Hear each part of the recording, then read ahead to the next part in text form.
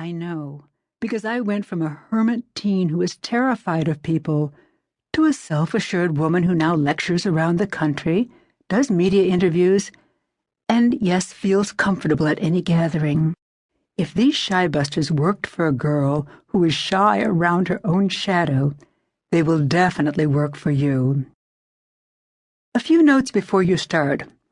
Recently, there have been phenomenal pharmacological advances to help people suffering from a vast variety of conditions.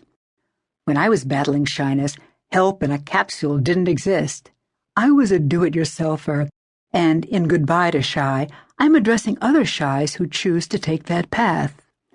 If you are seeing a mental health professional, follow his or her advice on medication. It is not within the purview of this book to make suggestions either way. Fellow do-it-yourselfers, here's how to get the most out of Goodbye to Shy. First, listen to the whole book sequentially so that you understand the significance of each Shybuster.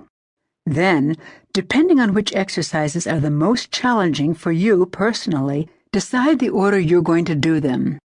Easiest to most difficult, of course. And then get to work. Don't skip Part 11, called For Parents and Shys Who Want to Know Why and How to Prevent It. There you will find fascinating answers to questions about your own personal shyness. And if you have children who are, or whom you fear will become shy, you will discover unique ways to prevent or shrink their shyness. Who are you going to blame? When I was a kid, I had all of the usual questions. Why is the sky blue? Did Eve have a belly button?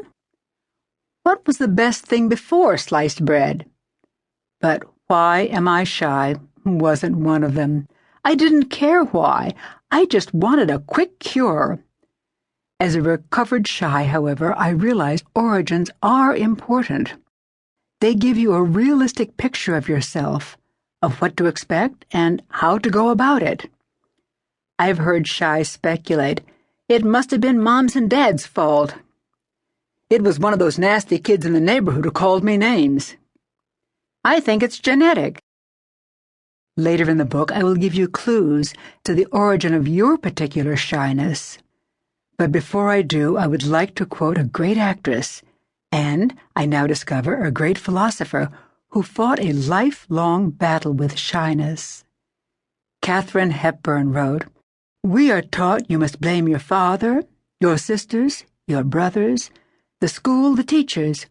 You can blame anyone, but never blame yourself. It's never your fault. But it's always your fault, because if you want to change, you're the one who has got to change. It's as simple as that, isn't it?" As you will learn, the origins of shyness are different for each shy. You will also discover what type of shy you are. Are you, for example, a highly sensitive shy, an HSS, who was born with a proclivity toward timidity? Or are you a situational shy, an SS, whose parents and youthful experiences deeply affected you? I put this key section at the end of the book because if you were like me when I was shy, you probably want to race right to the cures and will worry about the why later on. If you want a deeper understanding of the techniques, however, you might want to listen to that section first. Shys speak out. The stories throughout the book come from my own stinging shyness and the experiences of other shys I've known. Other stories come from attendees in my shyness seminars. At first I thought that inviting people to a shyness seminar would be like telling participants for a Fear of Tigers club to meet me at the tiger's cage at the zoo. Happily, however, shys did come, and they shared their experiences openly.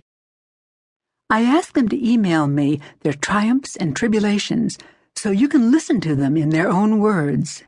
You will also find excerpts from letters sent by readers of my other books and complimentary monthly e-zine, which you can sign up for by visiting my website, Lowndes.com. Finally, let me introduce a few terms that I will use for the sake of simplicity. We'll